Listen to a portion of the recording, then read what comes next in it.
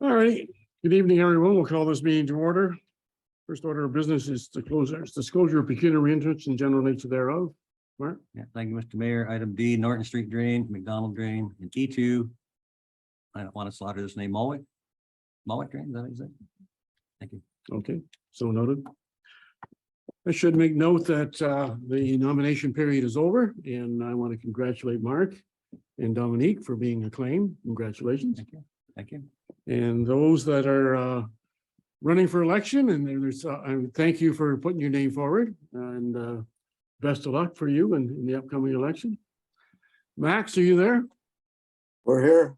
Okay, well, Max, you and I are sailing off into the sunset, but how many years is this? 52, Max? 54, 54 years. 25 with amalgamated malahide. Not many people can compete with that. So Max, thank you for 55 years of service.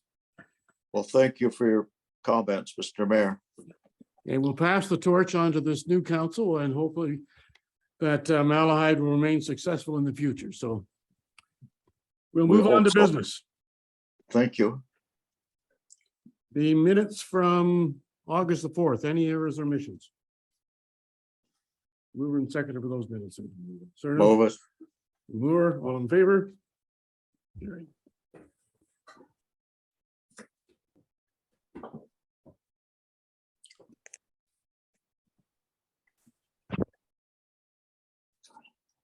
Next, we have a quarter revision, and who is it? George, are you there? Yes, your worship. Can you hear me all right? Yes, I can. So we need a mover and seconder. The council of the township of Malahide does hereby appoint the following members to sit on the quarter revision for the Norton Drain. Mayor Dave Mennel, Chair, Deputy Mayor Dominique Jaguar, and Councilor Rick Cerna. Lewis and Glinsky, all in favor? Yes.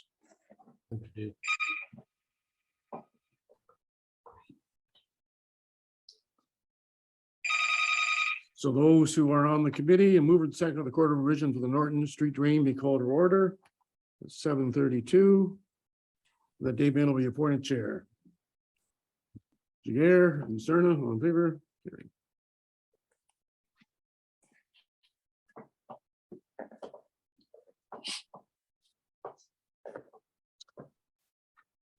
All right, George, we'll pass it over to you. Excellent. So on this project, we only had a singular assessment. I don't believe there has been any appeals submitted.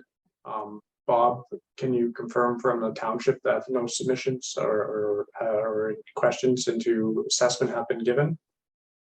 Yes, I can, George. There's been no objections or appeals.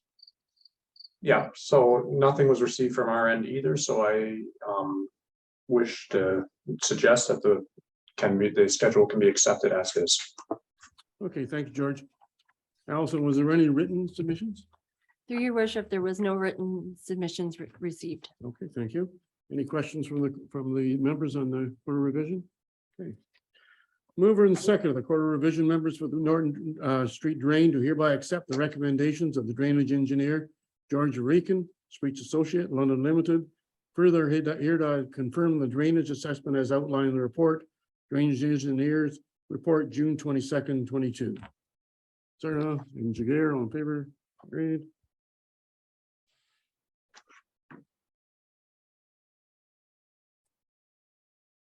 And mover and seconder, the quarter revision relating to Norton Street Drain be adjourned and council reconvene at 7:34.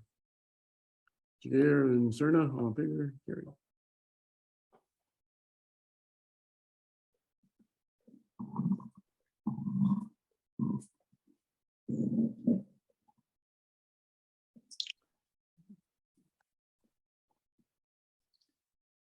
There must be one to come back into.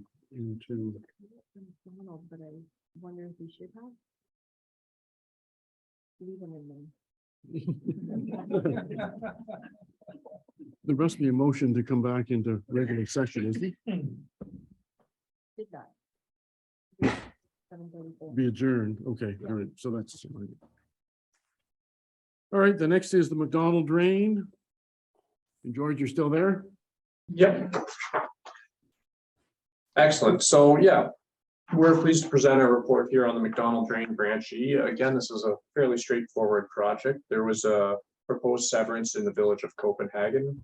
As a condition of severance, they were required to secure a legal and secure outlet. So they chose the Drainage Act. They petitioned for a legal outlet, and as such, we provided them with a 8-inch stub to their property. It's to be known as Branch E of the existing McDonald Drain, which serves, I'm going to call it the southeastern portion of Copenhagen.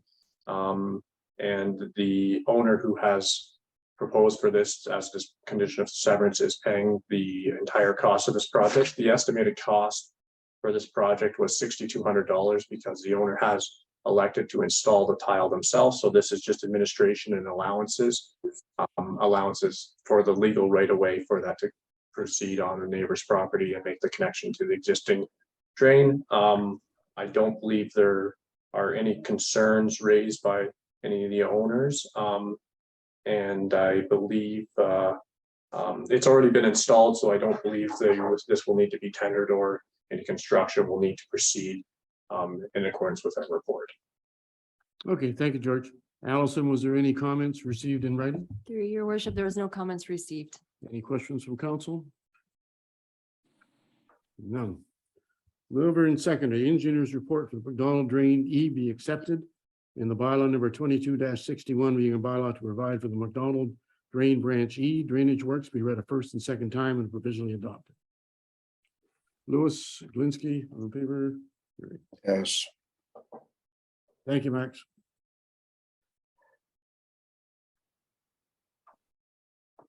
The mover and seconder, the quarter revision for the McDonald Drain Branch E be scheduled to be held on October 6, 22 at 7:30. Jager and Cerna, all in favor? Carried. Yes.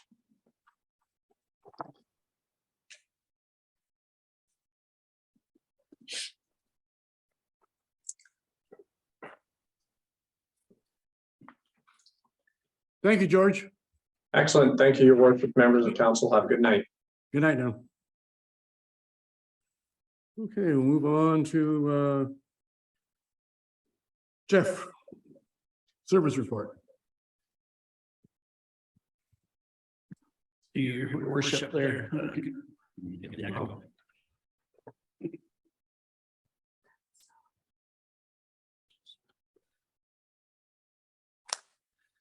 Sorry about that. Mr. Mayor and Councillor Moore, I congratulate you on your ending your career at the Township of Malahide, and you'll be missed, Okay, both of you, so thank you. Just a quick update on July. This is the July report, so calls were down a little bit compared to the last 3 or 4 years, down to 27. We have a couple recent, they're talking about the automotive thefts and stuff in the area, so we have had a couple burn and dump cars. So we had a few fires that way where they just dumped a few cars in the area and burnt them. And the public, our fire prevention team was out with the camps for the day camps in the library in July there, and spent the day with them and did some fire safety stuff, and had a whole bunch of kids that were happy to deal with the firefighters for the day. So other than that, I'm open to any questions you may have. questions for Jeff on the July report? No, moving the second report number F-2211, entitled Emergency Services Activity Report July be received. Move it. And Moore, all in favor? Yes.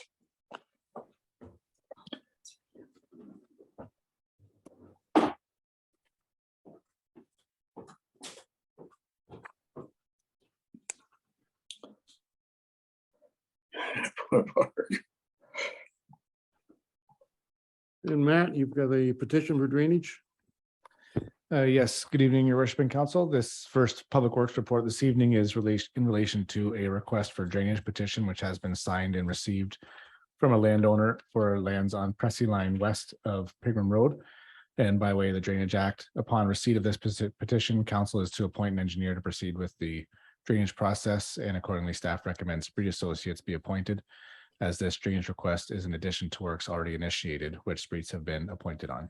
That can answer any questions council may have. Okay, thanks, Matt. Questions for Matt on the petition?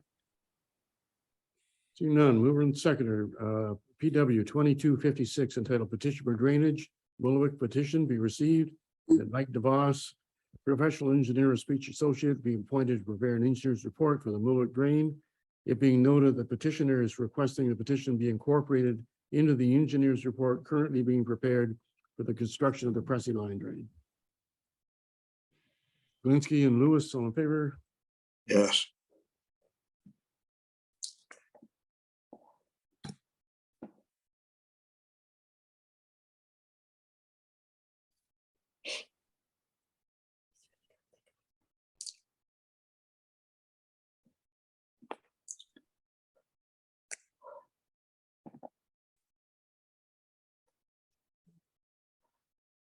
Okay, Matt, the off-road vehicle amendment. Yes, through your worship, in this next report, the Talbot Trail ATV Club has current authorization to utilize township roads, which are shown in the staff report enclosed map, which allow continuation of their trail network.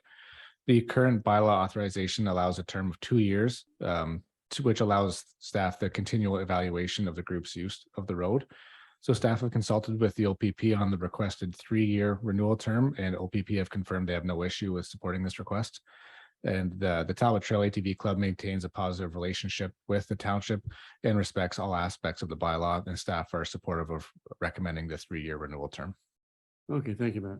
And certainly I can echo that comment that we have had no problems with the ATV club whatsoever. They've been very respectful of our roads and make sure everything is safe and tidy and they really do a good job.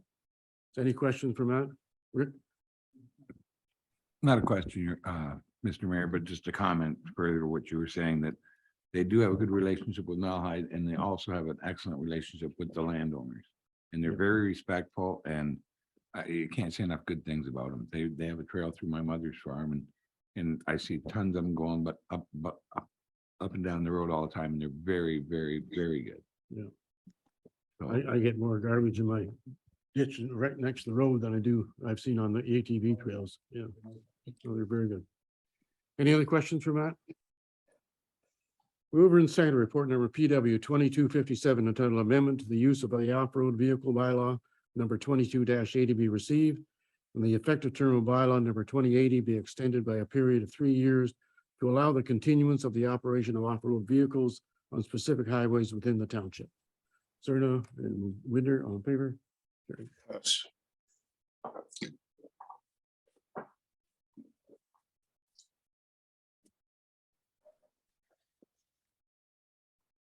And one more, Matt, on Port Bruce. Yes, through your worship, this final public works report is in response to council direction for staff to apply to Parks Ontario for allowance to clear the provincially controlled portion of the Port Bruce Beach. So staff submitted the request to Parks Ontario on June 17th and received a response on August 15th that the request had been denied, citing such activity as not consistent with the parks management direction. So staff will continue to meet with Parks Ontario annually in the spring to review these cleanup requests consistent with the allowable parks mandate. The parks denial letter is also attached to the staff report for council's information also. Thank you, Matt. Well, this has been a bit of a pet peeve of mine for a number of years and at one time they were going to arrest John Blankenship for picking up a piece of driftwood. And so when I became mayor, I took it upon myself to see if we could get a different direction. And so that the policy from the ministry was that it was meant to be all natural. And so I went to Roma, I went to the minister and he granted us permission to have a 1/3, 2/3, 1/3 recreational, 2/3 natural. And so ever since then, we have done a cleanup in Port Bruce in May. And you had to submit a permit and they looked after the permit locally. This year, they didn't think a permit or a cleanup was necessary. And I said, no, I thought it was. So we put a request for a permit. And this year, they, instead of dealing with it at the local level, they passed it up to the ministry. And this is a black hole. They'll never see the light of day. And so obviously it took almost 2 months to even be reviewed. And well, in the end of August, it wasn't even necessary, even if they granted us permission to go ahead.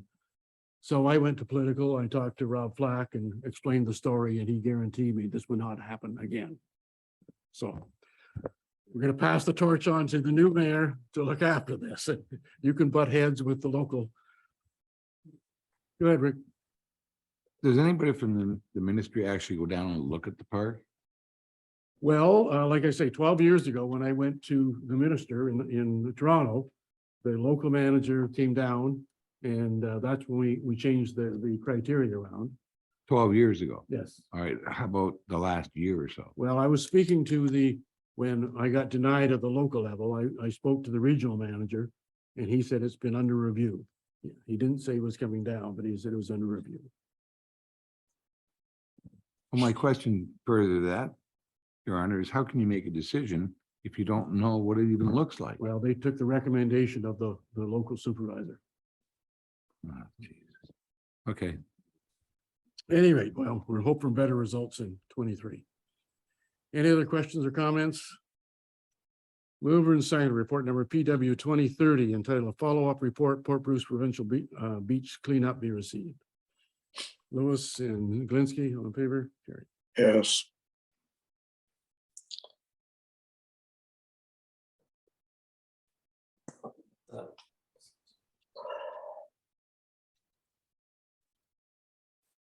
Restricted acts after nomination day. Allison?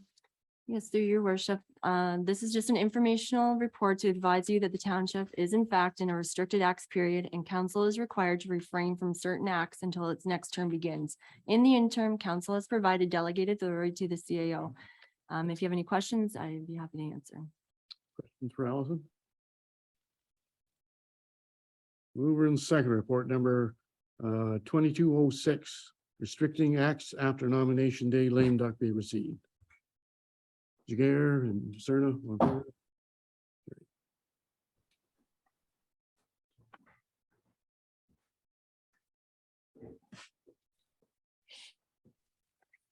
Next, we have some severance applications. Eric, are you there?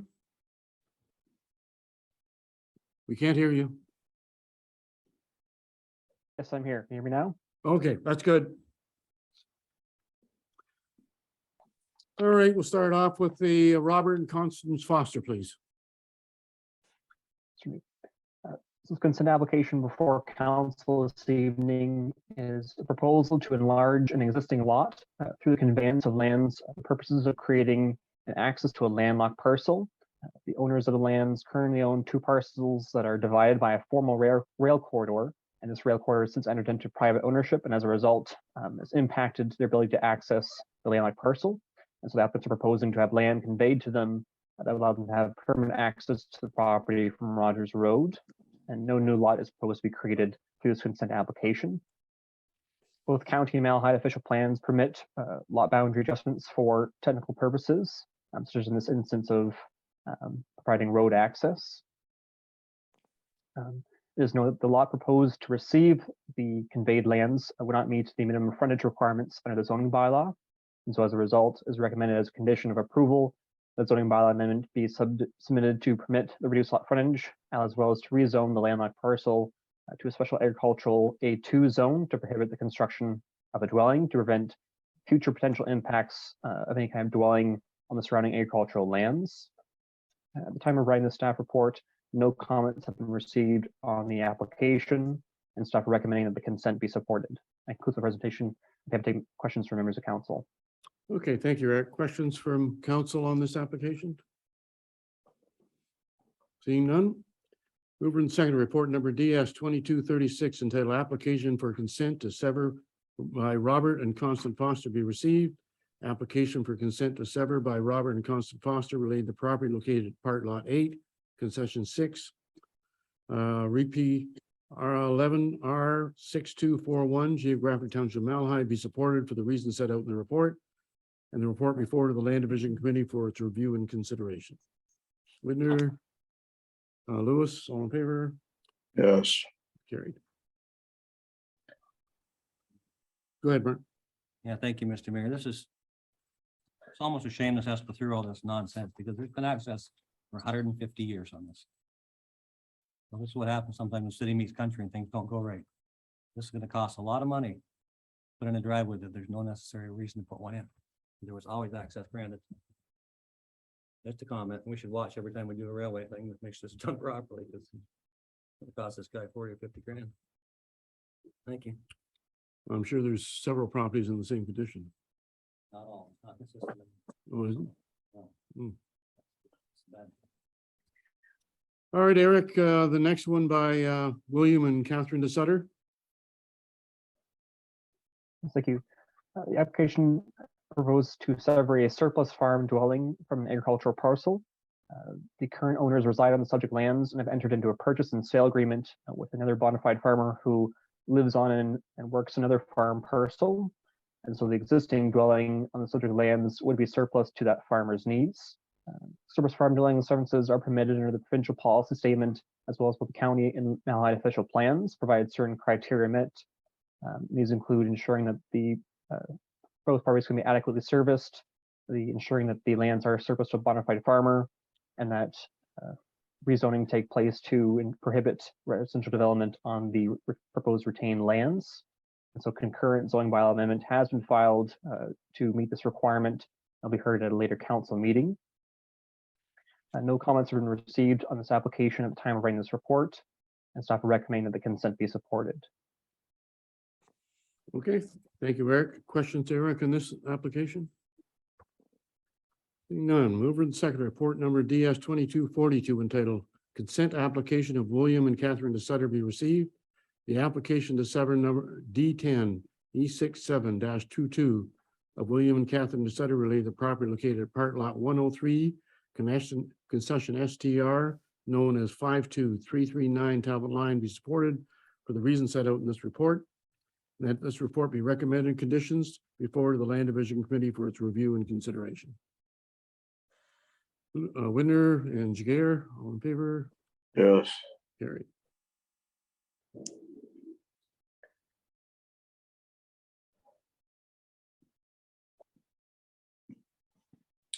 And next, the Hebert. Another consent application has been submitted for a lot addition for the purpose of conveying land from the subject property to an adjacent parcel that is currently existing undersized lot. And so planning policies allow for lot boundary adjustments for minor technical reasons. In this case, the purpose of increasing the size of an existing undersized parcel, and no new lot is proposed to be created. It's noted the subject property is zoned rural residential, and the lands to receive lot addition are zoned small agricultural, and therefore, as part of the application, a zoning bylaw amendment has also been filed to ensure that the lands receiving lot addition have the same zoning throughout.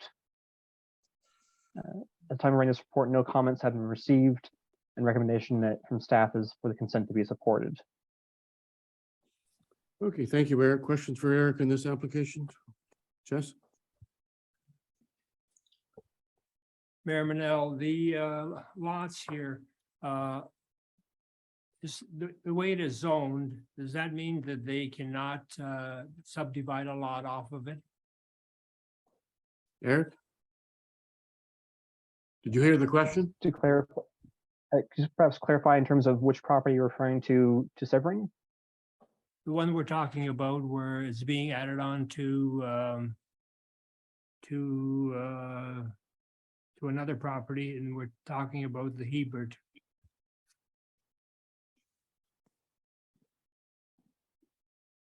So perhaps you repeat the question in full, please. The way it's zoned now, after this meeting, does that mean that they will not be able to subdivide a lot off that property? Is that correct? So if perhaps you turn attention to the report map, there are the lands proposed to be severed, and the lands that are to receive lot addition currently have different zoning. And so they're proposed to, the zoning bylaw amendment has been filed to rezone the entire parcel to have the same zoning.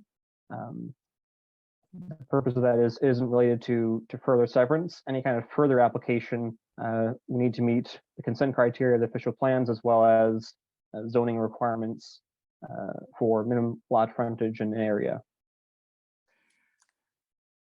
So that means that if they wish, they can sever a lot off that. Adam? Through you, Thank you, Your Mr. Worship. So our policies are governed by the provincial policy statement, and it's very restrictive of new lot creation in the prime ag area. So what this is doing is allowing for the enlargement of one of these two residential properties. If there was ever a desire to go through a severance of a new lot, as the provincial policy statement is written right now, as well as the county official plan and the Malahide official plan, it would be quite difficult to sever a lot. It's not to say that it couldn't happen, but it would be against the policies at play as they're currently written. Thank you. Okay. Any other questions for either Eric or Adam?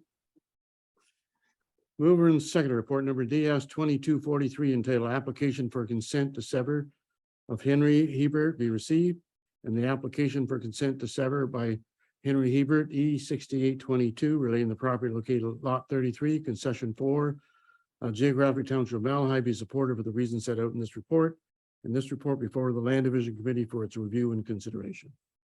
Serna and Lewis, all in favor? Carried. Yes.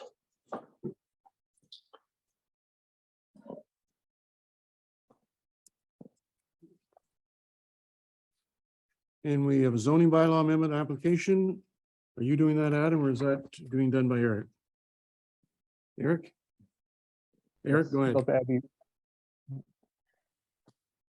So before council tonight is subject to zoning bylaw amendment filed by Zillinger Priamo on behalf of Leverton Developments. And so public meeting had previously held on July 7th for this file to hear comments from members of the public. And so in response to those comments, staff note that the original proposal, that'd be a 3-story apartment building, has since been revised, and the height of the building has been reduced from its previous proposed 13 meters to 10.5 meters. Now it's a 2.5-story building. And so since therefore the applicant is seeking site-specific provisions for a reduced front yard setback of 1 meter, where the required setback is 6 meters from the zoning bylaw, as well as to permit a increased parking space coverage of 17.6%, where the bylaw requires a maximum of 15%.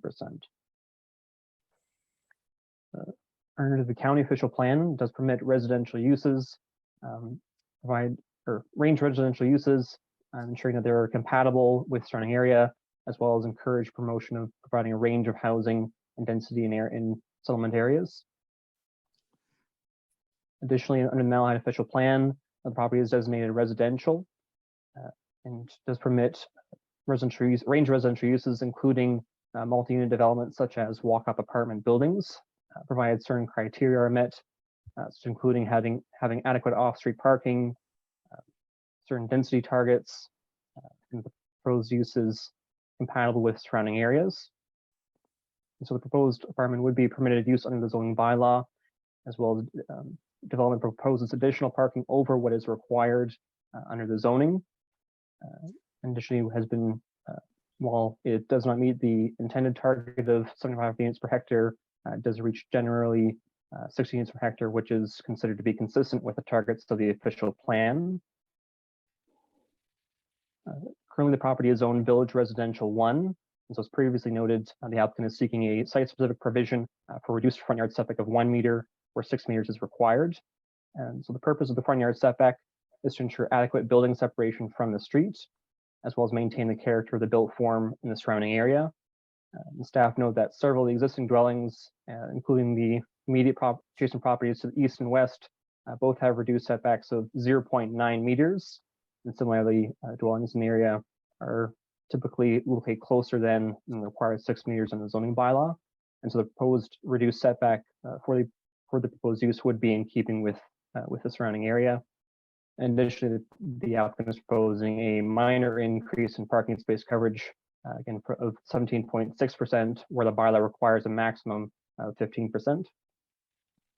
During the previous public meeting, there were comments received from the public raising concerns relating to a variety of issues. These include the height of the proposed building at that time and impacts to privacy, concerns regarding sufficient capacity for servicing of the private well, increased traffic, a lack of potential parking on site, and concerns relating to the use of the lane that abuts the subject property to the east.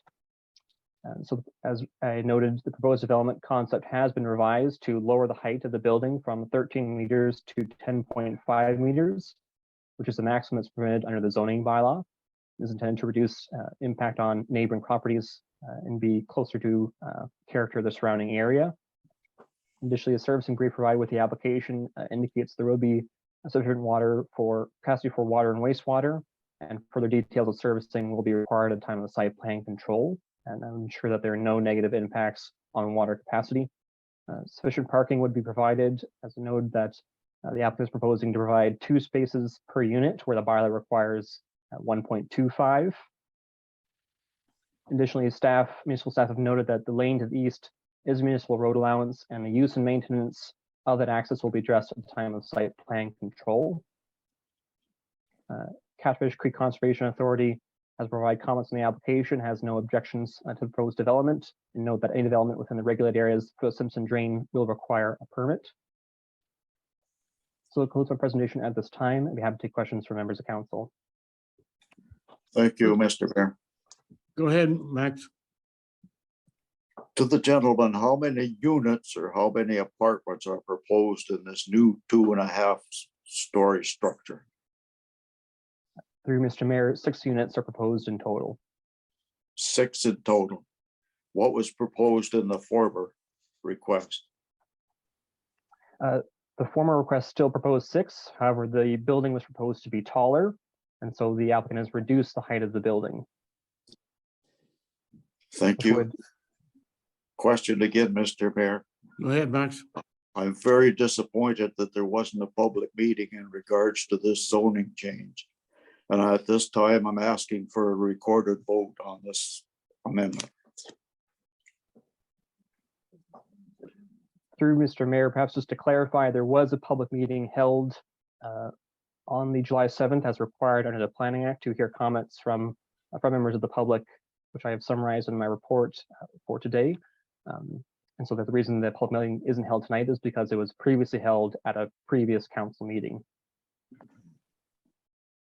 Well, once again, I'm disappointed in regards to the zoning change that the public didn't have a chance to respond. Thank you for that one. Jess? Mayor Manel, yes, we did have a public meeting. However, we did not have a public meeting after the so-called changes took place, because I believe that many of the things that were considered dangerous at the public meeting still remains the same. That laneway is a hazard, and driving out of that laneway onto Ron McNeil line with meter clearance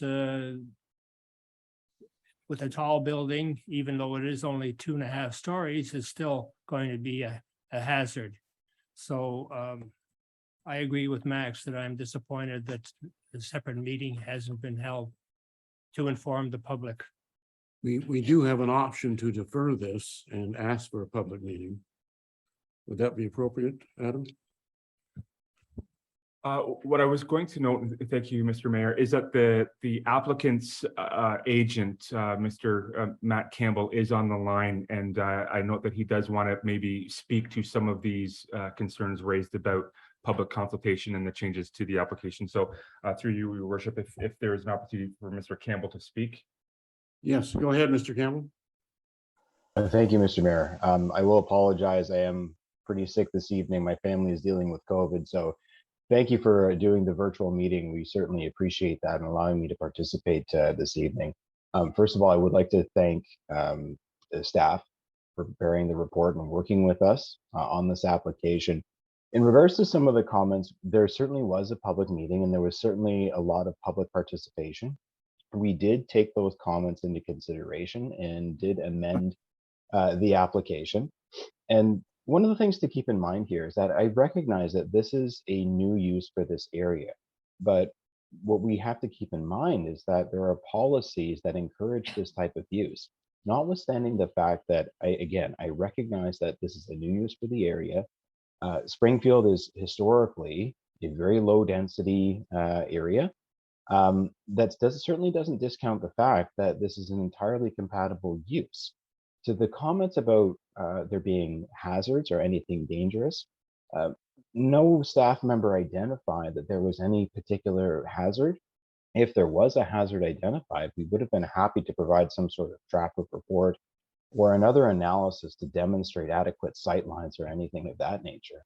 As Mr. Steele mentioned, the building setback that we're proposing is exactly in line with some of the other buildings, including the ones abutting to the east and the west along the stretch of Ron McNeil line.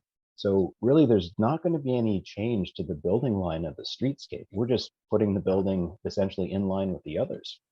I recognize that there is a concern with using the laneway. And as Mr. Steele outlined in his planning report, we can certainly look at the particulars of that through the site plan approval process. We certainly have no issues with that whatsoever.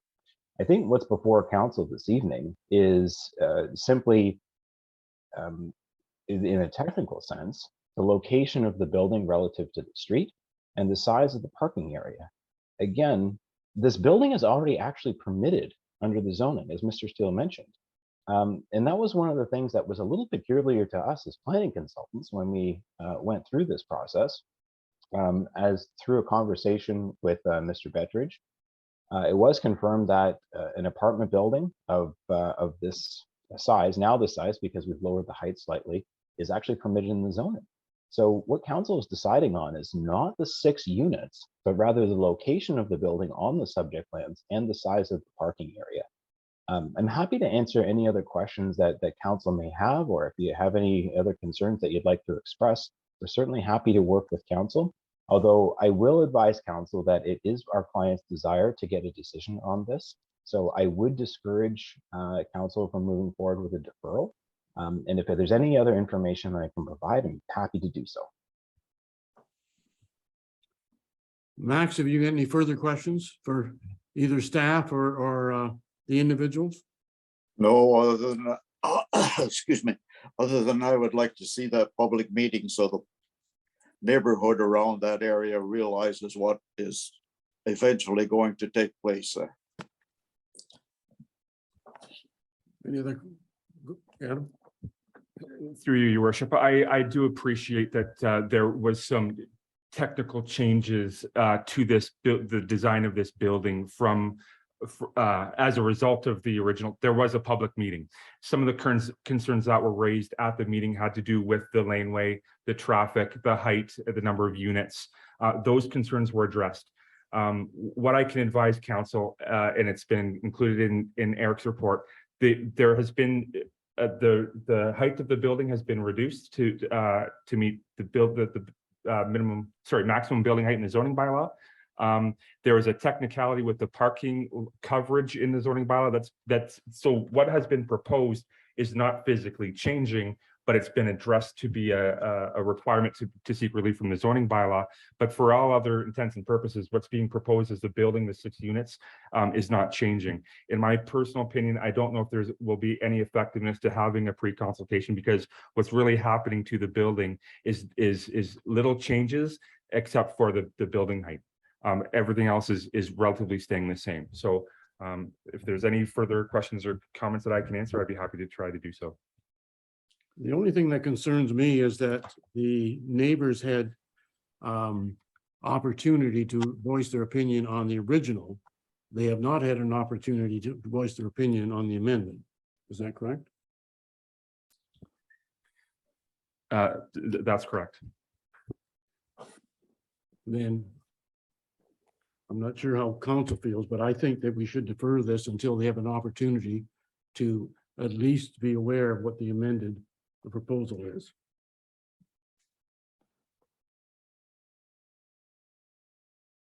Does that satisfy you, Max? Yes, it definitely would, Mr. Mayor. Okay. The agenda came out on Tuesday afternoon. It's a long holiday weekend. A lot of people are moving forward for the holiday, and I'm sure there's a lot of those folks, if not all of them, that aren't aware of what is being proposed down there at this time. So thank you. Jess? Mr. Mayor, I move that we defer it. Okay. I second that. Motion to defer by Glinski, second by Moore, all in favor? Carried. Thank you.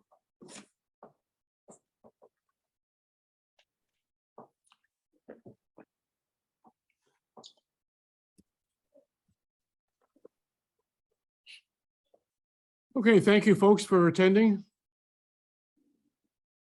Next, Adam, we have a site plan control activity report.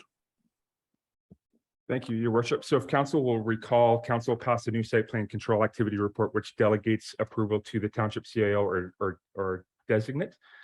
Since that bylaw was passed, there has been one site plan approved, so I felt it fit to bring it the status update report. So with passing that new bylaw earlier this year, council directed a biannual site plan control activity report. So the one recent site plan that has been approved is for the South Dorchester Community School, or sorry, South Dorchester Public School on Crossley Hunter Line.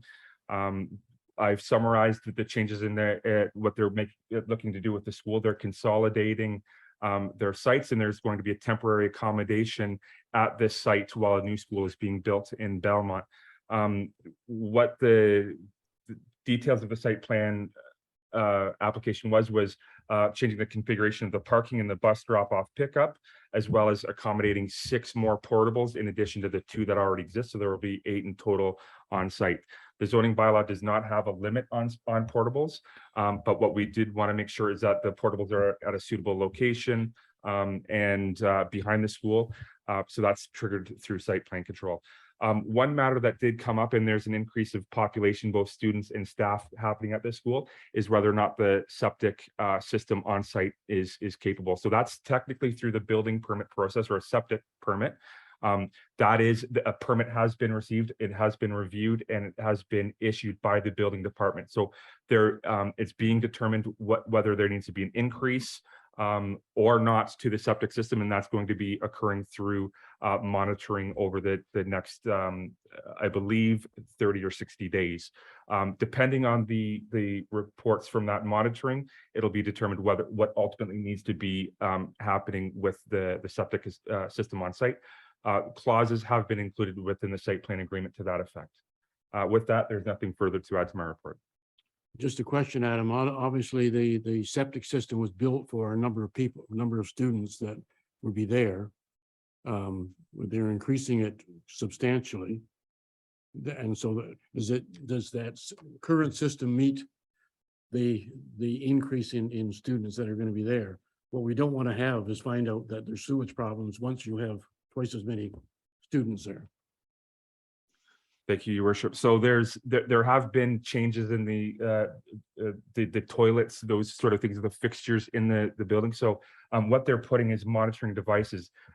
Depending on the calculation, the existing septic system was determined it could be suitably sized, but it's not completely determined. It wasn't confirmed. So what the building department required was that it be monitored for while the increased population is there, and after that time, it'll be determined if an increase is needed, or if potentially there may need to be some students allocated to different schools if it's not suitably sized.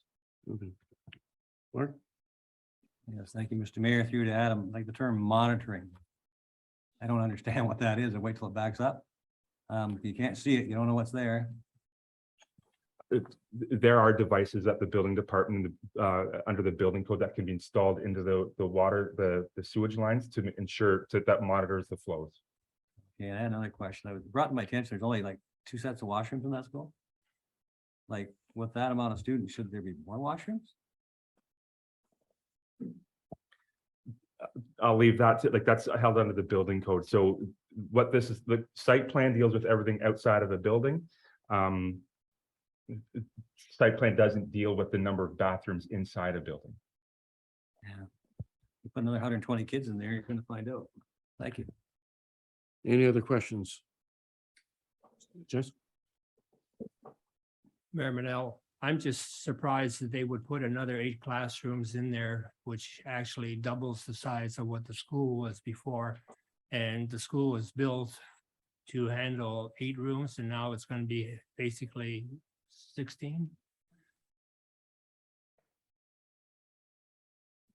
Again, this is a decision of the school board to accommodate that many students there. We're looking at the septic system. If there's going to be lineups in the bathrooms to get into the bathroom, that's a school board problem, not a building code problem.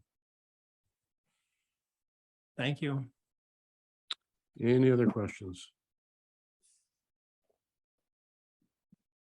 Go ahead. If I may, I think there may be some opinion that it's the township staff who are approving this school accommodation. What has been approved has not dealt with whether or not students can go, more or less students can go to the school. That's a decision entirely of the school board. The site plan process is essentially making sure that parking is properly allocated, so it's properly spaced, there's barrier-free parking. Like I said, if there's going to be an expansion, we can ensure that the septic system is suitably sized. But other than that, what we're looking at is parking and more portables. That's a decision of the school board, not of the township.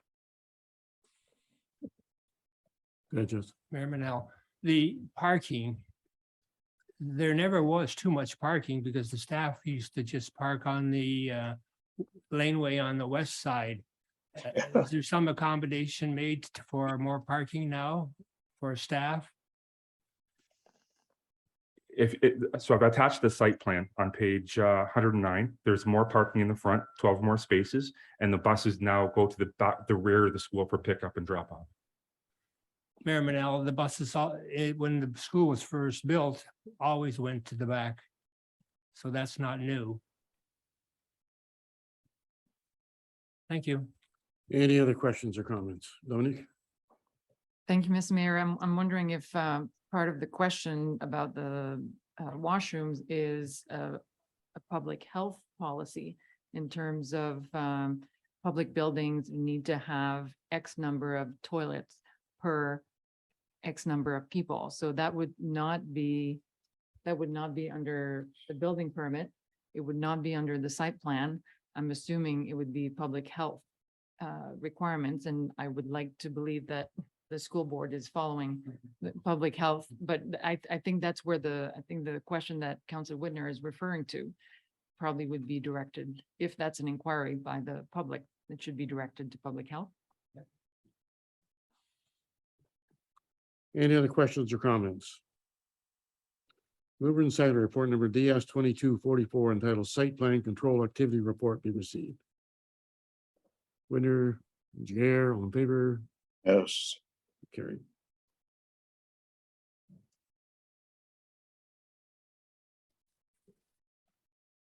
And the shared review of building and planning fees. Thank you. So this report and this recommendation dovetails what the municipality of BAM and the township of Malahide, we had a consultant perform a review of shared building planning and bylaw enforcement services. The review has been complete. We're at the tail end.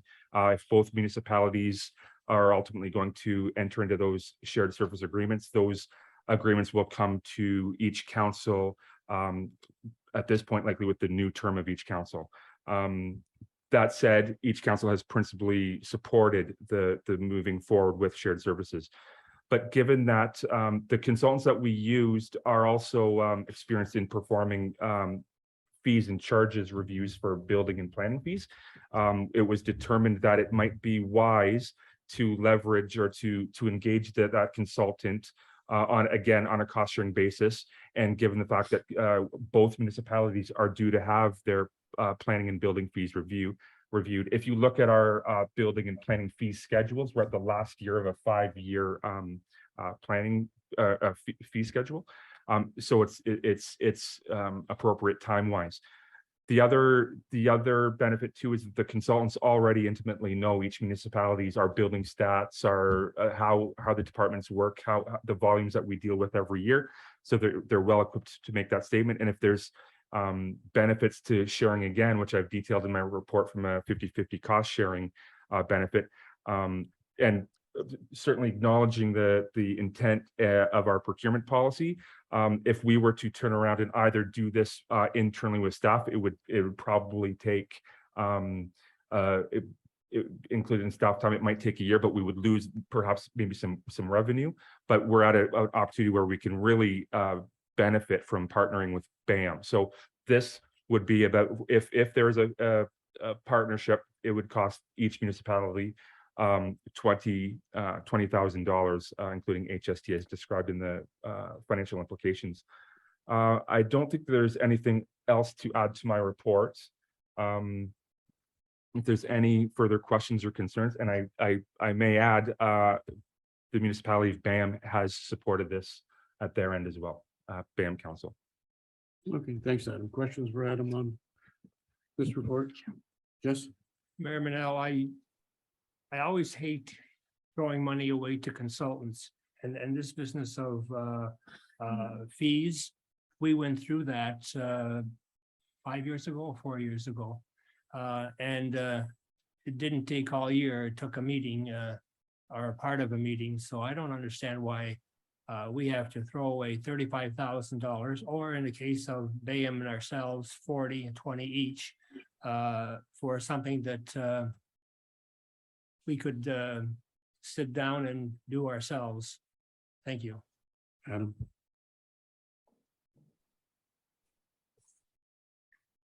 As I mentioned, I mean, I certainly appreciate Councillor Galinsky's comments there. It's something that we are certainly without a director of development services who's overseeing.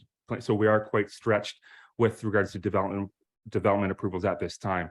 I'm not certain that if we don't give the fee review the proper due diligence, it could be criticized that we haven't properly assessed the accurate fees required for planning and building services. Any other questions for Adam? Mover and second, report number DS 2247 entitled Shared Review of Building and Planning Fees be received. And that a review of building and planning fees and charges for the township of Malahide be awarded to Performance Concept Consulting, Inc., Bucksbridge, Ontario, at a cost to the township of no greater than $35,000 plus HST. Chief Administrative Officer be authorized to direct the necessary action to enter an agreement with Performance Concept Consulting to undertake such review. Mover and seconder, Lewis and Jagger, all in favor? Opposed? Carried.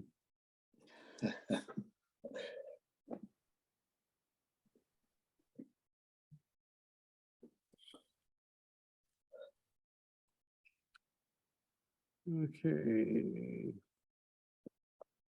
Municipal bylaw enforcement. Adam? Thank you. I will try to keep this one short. So what I can advise council on is council entered into an agreement with Municipal Enforcement Unit, otherwise known as MEU.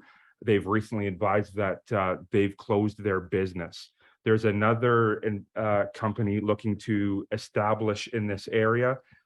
Coincidentally, not because of that business's closure, they were going to establish here, but due to that MEU's closure, they are looking to the municipalities. They're from Lucan. They've got some presence in Perth County, I believe Huron County. I have a table where they've already entered into an agreement with West Elgin, and they're looking into BAM, Elmer, and elsewhere within Elgin. So we think that notwithstanding, we're looking at sharing bylaw enforcement with BAM. There may be a benefit to having a backup service such as Tenant, this company's called, as a supplement for like the beach patrols, those sorts of things. Notwithstanding, we're looking at least a service agreement to the end of the year with Tenant, or a 6-month. I'm probably leaning towards a 6-month, but looking for any comments or questions from council. Thank you. Questions for council on the bylaw enforcement? Question, Mr. Mayor. Go ahead, Max. Will this new bylaw enforcement individual or individuals be looking after the parking on our village streets in the village of Springfield? It's a pesky headache now. We're still getting the trucks and the campers parking on the street allowance, taking up half of the traveled portion of the street, the paved portions. My question is, will we be getting someone that will look into that situation and clean it up for us? Thank you. Go ahead. I assume this is complaint driven.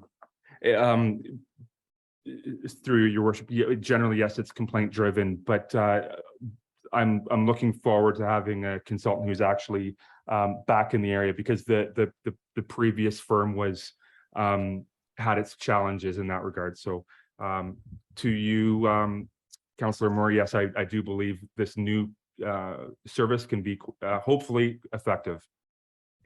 Thank you. Any other questions, Tony? Thank you, Mr. Mayor. So it looks like they're taking on a lot of work. So, and everybody's hiring and everybody's having trouble hiring. So were they able to provide assurance that they can, if everybody signs up for their services, they'll be able to meet the demand? And I would be in favor of a 6-month myself.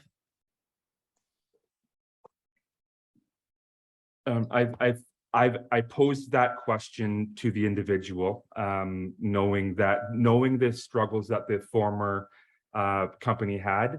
And I think there were some challenges had by the former company, and part of the reason why the company may have closed might have been because of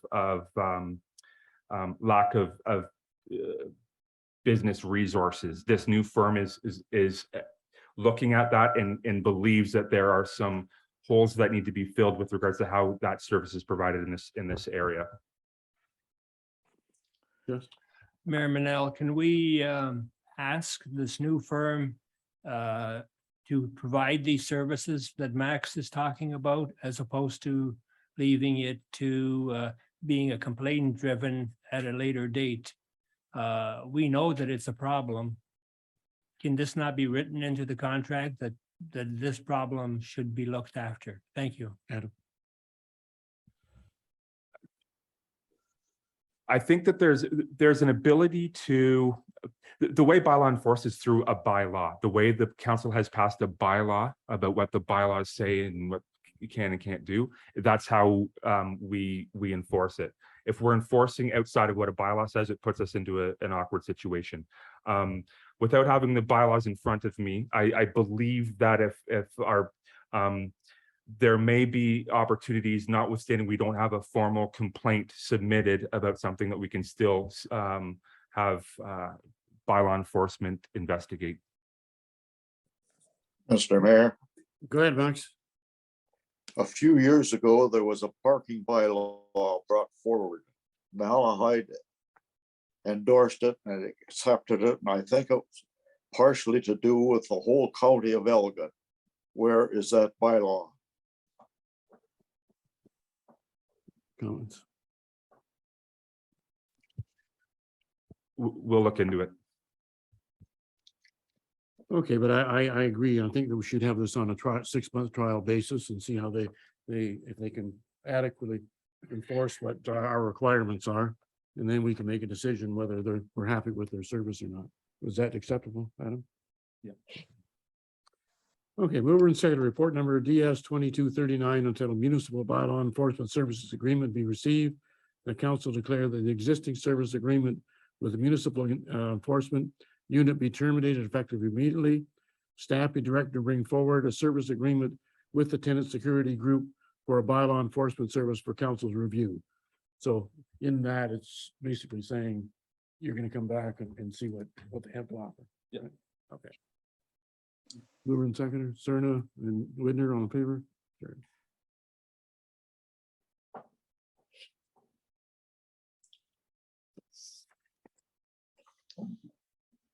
Next, we have correspondence or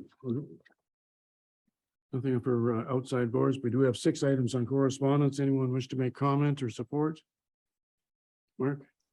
Yeah, Mr. Mayor, number 4, the Ontario sheep farmers. I know several sheep farmers that you have to utilize these livestock guardian dogs, and throwing the tags and everything on the way normal dogs are, I think it's a bit of a stretch. So I'd like to see this supported, because sheep are expensive and you have to take care of them. That's one of the best ways to take care of them. Okay, so suggesting support for number 4. Anything else? We're supporting number 4, receive and file the ballots. Mover and seconder for that. Move Lewis it. and Blinsky, on favor? Yes.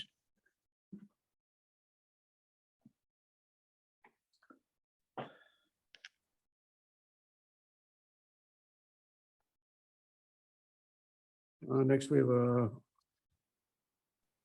other business, the Santa Claus Parade request from the Springfield Parade Committee for December 3rd. Max, do you want to speak to that? I definitely move it. Okay, any It's good questions? to see it. Hopefully it can be carried out this year. I think we missed 2 years out here without having one, so thank you. Okay, so moved by Moore, second by Glinski about the Santa Claus Parade for 2022. All in favor? Carried. Yes.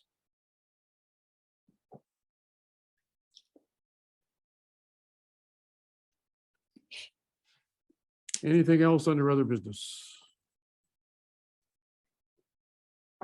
None, we'll go to bylaws. Mover and seconder bylaw number 22-63 and a confirmatory bylaw, you give it a first, second, third reading and properly signed and sealed. Cerna and Widner, all in favor? Yes.